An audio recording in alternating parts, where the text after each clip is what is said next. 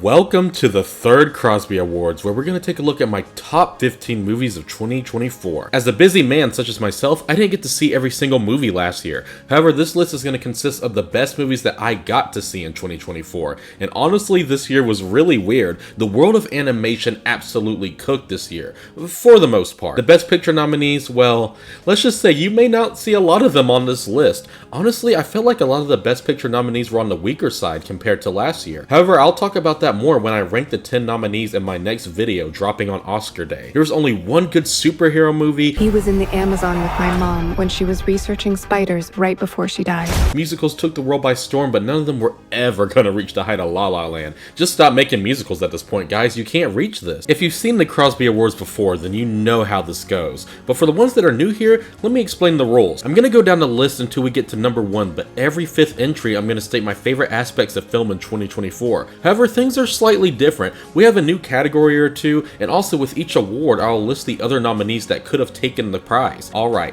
let's start off with the honorable mention. I'm going to be a lot shorter with the other honorable mentions, but I need to talk about this for a little bit because everyone finds this movie amazing. I am not a big fan of Transformers at all, but this movie almost made me want to buy the Transformer that turns into a canoe. When there's a battle on a gently moving river, you'll want me. This movie deserves so much more at the box office. The comedy hits in almost all the right places, and it has great action, but the absolute highlight is how natural the progression and regression of Optimus and Megatron happen. I know so many animated movies are cliched, you can call when stuff happens, but this part took me by surprise. I'm done saving you. Transformers blew away my expectations, and maybe I treated this film franchise harshly. I am directly below. The enemy scrotum. Actually, maybe not harsh enough.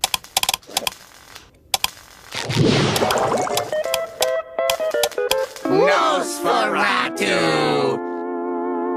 The movie that us SpongeBob fans have been waiting on for years. This film is so unapologetically gothic that you have to respect it. While it's not the scariest movie I've seen, it's one of the most uncomfortable and freaky films I've seen in quite a while.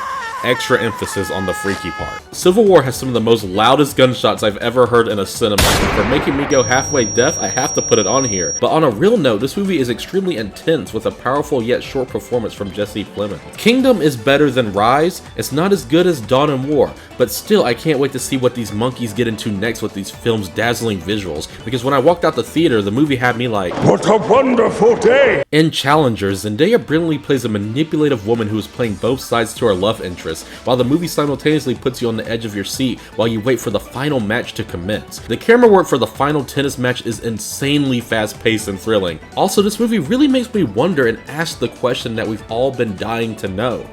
What has Bella Thorne been doing with her time? Now, let's start with some recognitions of the year. Imagine watching a movie that came out to lukewarm reception when it first released. Then over the years it got highly praised and considered a masterpiece. Then we get handed this sorry excuse as a sequel. Then to add insult to injury, they say we're also going to change one of the main characters' names. Megamind 2 is a disaster, and I can't believe DreamWorks ended up making the worst movie of the year. This is the part where I give the award to the best show of 2024, but I kinda wasn't watching TV like that, so we're gonna replace this category with the best game of 2024, which is motherfucking...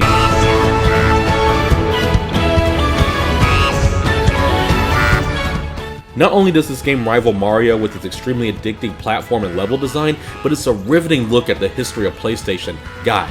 Guys, they brought back Ape Escape. Not everyone has played Ape Escape, but that was my shit as a kid, and they brought the shit back. Masterpiece. About my most anticipated film of the year, well, here's the thing. Okay, is this guy good or what? Don't you fuck this up, Marvel. Please don't fuck this up. Joker 2 was my biggest surprise of the year because I was absolutely surprised about how this movie made me so incredibly disappointed. I was really thinking I was going to see a masterpiece on par with the first film, but instead I felt like this, absolutely gutted. I mean, but hey, it could have been a lot worse. And now for the best movie I watched in 24. That didn't actually come out in 24. It was Training Day. Me and my boy Joey just got our first apartment, and one of the first movies we watched was Training Day because he absolutely loves it. It's a thrilling, entertaining, messed up story about a corrupt cop, and one cop who just wants to do the right thing. It's my favorite Denzel Washington role and has one of the best speeches in cinema history. King Kong ain't got shit on me! Now, let's start getting into the top 15 movies of the year. Last year I got demonetized and I decided to delete every review that had a copyright claim on it. Dune Part 1 was one of those videos. In that video I stated that I probably would have appreciated the film's story more if I took the time to read the book. And I still have not read the book, but Dune Part 2 still made me appreciate the world building and plot even without knowledge of the literature. The cinematography, the loud sounds of the action, and jaw-dropping spectacle truly swoop you in and immerse you in this world. They really made a world that's just nothing but sand, but still one of the most creative worlds I've ever seen in a movie in quite some time. Seeing this film in a theater is the best way to go, and I definitely will be there opening night to see the last part in IMAX. Memoir of a Snail is a bittersweet memoir of a melancholic woman called Grace Poodle, a hoarder of snails, romance novels, and guinea pigs. I've said it 6 times and I'll say it 1,000 more times if I have to. Stop motion is a true wonder. Just the time and craft it takes to create movies like these never cease to amaze me. This is a movie that not only breaks down our sweet yet weird character Grace, but breaks down the audience as well. Throughout this entire film, life just beats Grace down more and more. People keep dying, she can't get a guy, but the one time she does, he's on the creepy level of Dan Schneider. The movie really strives in its final moments where the gloomy feel of the film becomes cheerful and joyful. You truly feel like Grace by the end, sick of life, but you're happy you made it to the light at the end of the tunnel. Despite the struggles through life, you just gotta keep pushing through, and this movie paints this picture perfectly. Last Halloween, I reviewed The Curse of the Were-Rabbit, and as soon as it ended, I said, damn, I need another one of these. Then Netflix hit me with The Return of Feather McGraw, and then they hit me with the hardest title drop ever. Why, that's vengeance. Most foul. That delivery is so funny to me, and I can't explain why. Vengeance Most Foul isn't the best story told in cinema, but it works to extreme perfection because it stars one of cinema's most charming duo, Wallace and Gromit. Everyone loves these guys. Through and through, with its impressive claymation, Vengeance Most Foul thrives with its cheesy wit that will keep a smile on your face to the end. Now, I'm gonna start off and say, before the Oscar nominations came out, I was not wanting to see Wicked. I guess it just didn't look that good to me. I was pleaded by all my friends to see Wicked, and I kept telling them no, I just really don't feel like seeing it. But it took one person to say the following words. Get ready for this, get ready. Dude, just see the fucking movie. It's better than La La Land. Oh, better than the king of cinema? Shit, that's all you had to say. Ladies and gentlemen, I present the La La Land killer. It wasn't better than La La Land. Alphaba, a young woman ridiculed for her green skin, and Galinda, a popular girl, become friends at Shiz University in the land of Oz. After an encounter with the wonderful Wizard of Oz, their friendship reaches a crossroads. Wicked is a triumphant musical with a top-notch performance by our main star Cynthia Erivo. Ariana Grande, however, reminded me of my childhood when I would come home from school and laugh at her antics on Victorious.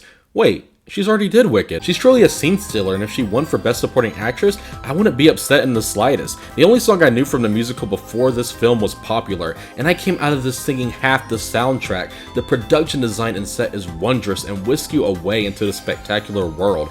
Then you get Defying Gravity that ends the movie with a bang. I definitely feel like the film could have easily been trimmed in a few places, but it's never boring. You just feel the runtime at points. It wasn't better than La La Land, but it definitely was better than Emilia Perez, because again, why the hell is this nominated for Best Picture? I live in a world where a Best Picture nominee says from penis to vagina. I'm gonna lose my mind. I have been a Mario movie defender for a really long time, and I'm finally man enough to say Sonic 3 is on par with the Mario movie, and maybe just slightly better in some ways. These movies have always been great at blending in aspects for the hardcore fans and tons of things casual fans will find entertaining without having to feel like they need to do research. Shadow steals the show in every scene by looking badass, and the series finally finds the perfect balance between Team Sonic and the humans. I don't think the film is perfect. Gerald should have stayed more serious in the film's final moments to really push the tonal shift the movie was going for. But regardless, this is the best Sonic movie yet, and without a shadow of a doubt, the best end-credits scene of 2024. I actually screamed out loud. And now for some more recognitions. Out of all the categories, this one was a difficult decision.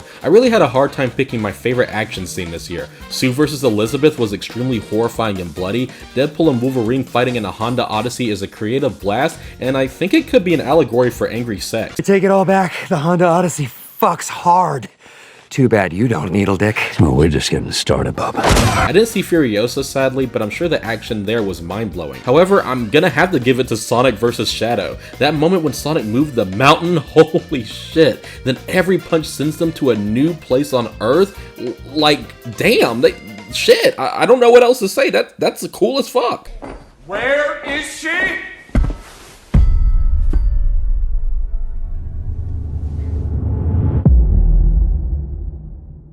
The Substance is about a faded celebrity who takes a drug to create a better version of herself, Sue, played by Margaret Qualley. Without a doubt, as soon as the movie ended, I knew this character would win this award. It's extremely creative how this character is utilized. Sue takes over and abuses the drug, which damages Elizabeth slowly over time, while she lives her best life. You'll hate Sue in this movie, but you'll find yourself taking a step back, because if you hate Sue, you are technically hating Elizabeth as well, because they are one. Men to woman, a woman to men. I'm absolutely kidding, please don't take me seriously. Kiss the Sky from The Wild Robot. The song that accompanies this montage of Bright Bill's flight training is emotionally satisfying, and it truly sets up the next scene that will devastate you. This year I really paid attention to a lot of the background music in films. The Substance blew me away because of how well the music fit the scene in each eerie moment. In my video for the movie, I stated that the music is constantly inconsistent, so let me elaborate a little bit. There's a lot of moments in the movie where the music is constantly changing to fit the creepy imagery. The film hardly repeats the same music and beats are constantly switching.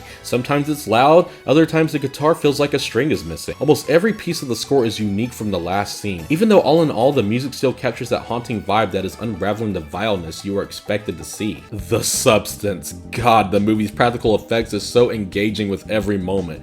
The makeup, the prosthetics, this thing, all top-notch filmmaking. If we're talking about real CGI visuals, then Dune 2, Wicked, Sonic 3, and Apes come to mind, but I gotta turn my attention to the time and effort put into this film. The fact that everything is all made from hand instead of CGI for the most part helps the movie's chilling vibes elevate higher than it already is. Challengers had solid editing throughout the entire movie, but it's really the final match where the editing kills the competition. The quick shots, the cuts to Zendaya and all the intensity of the match, the moment when you're the actual ball on the court, it's so good. Late Night with the Devil is truly the most underrated film of 24. A horror movie that is set up like a lost episode of a talk show. I saw this movie on a random Thursday night because I was bored and I don't regret it whatsoever. Alright, let's continue the list. By all means, The Fall Guy isn't perfect. It's a comedy and sometimes it hits really well and sometimes it falls flat.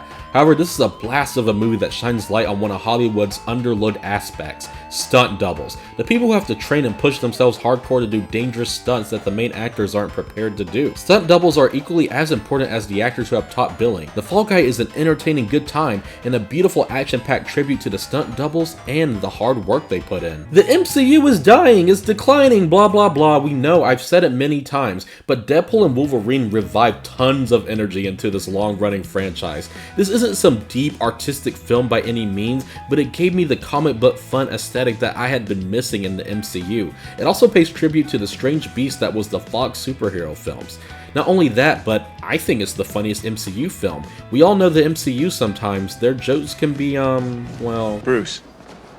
Damn. It's pretty ironic that anxiety took over my entire mindset before seeing this film. Inside Out 2 was my most anticipated movie of 24 because the first film is my favorite Pixar movie ever made. Inside Out 2 doesn't reach the emotional heights of the first, but it actually does something slightly better. Joy teaming up with the rest of the gang instead of just sadness makes way for more entertaining hijinks. The movie has an antagonist, unlike the first, but the character has you feeling worried constantly because just like the rest of the main emotions, you care about Riley a lot. This line also destroys me every time I hear it. I don't know how to stop anxiety.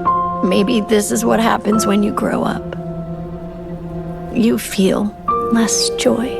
Flo is about a cat whose home is devastated by a great flood. He finds safety on a boat that's populated by a variety of species. Visual storytelling is my love language with movies because it gives the chance for a movie to be able to say so much without saying anything at all. This movie is 100% dialogue free and all visual storytelling, and there's never a dull moment. How could there be a bland part with absolute dazzling animation like this? There's so many shots in this film that feel like a painting in the most elegant museum in the world. They use Blender to animate the this movie, and that's a software that's free to use. That's one of my favorite aspects of this movie because it makes me feel like I can download this software at home and create my own flow story with my cat, and probably make a story about how she knocked over our hot sauce last week. Actually, the animation might just be good because, 5,000 studios worked on this thing. They got everybody for this one. A Real Pain is about two cousins who take a tour of Holocaust sites in Poland. The differences and similarities between the cousins help this simple plot become memorable and intimate. Jesse Eisenberg directed this film, and it's a noteworthy effort from him. Kieran Culkin kills it as Benji, David's cousin. David is more reserved and Benji is more outgoing. These extreme personalities between the two tear them apart and bring them together throughout the movie in the most natural way. In one scene they love each other, then the next they despise each other's actions. It never starts with them hating each other until they end up where they love each other and it builds up from there. They rise in their bond and occasionally slip like in real life. The relationship between the two is inconsistent, making the bond between them realistic in every sense. A Real Pain is hilarious and saddening, just like the relationship of Benji and David. Now for the final recognitions before we get into the top 5. For best cinematography, the substance was just brilliant. The cinematography of this movie is not subtle in the slightest, but it helps paint the story that's light on dialogue. You can tell Coralie Farja was inspired by the big boys of horror, like The Shining and The Fly, just to name a few. It doesn't feel like she's stealing, but rather giving a loving homage to the best of the best. Oh yeah, she also won Best Director too. You can tell she puts an insane amount of passion into this film. With a lot of movies you can see the studio meddling, but in this one you can see the director's heart and soul pour onto the screen. This is the story she wanted to tell, and she told it boldly. Honestly, the way I said Wicked. I'm gonna keep that blooper in. Honestly, the way Wicked ended has everyone in a chokehold for an entire year. The final jaw-dropping note by Cynthia as she dives down and flies away to make a new path, and the film hits you with the "to be continued" is riveting and takes your breath away. When Emma Stone won Best Actress for La La Land, I truly think it was for one scene only. The one where she sings the movie's saddest song during her audition that will make or break her career. Even though it was just one singular scene and she did very well throughout the entire movie, sometimes it just takes one part to put your stardom on the map.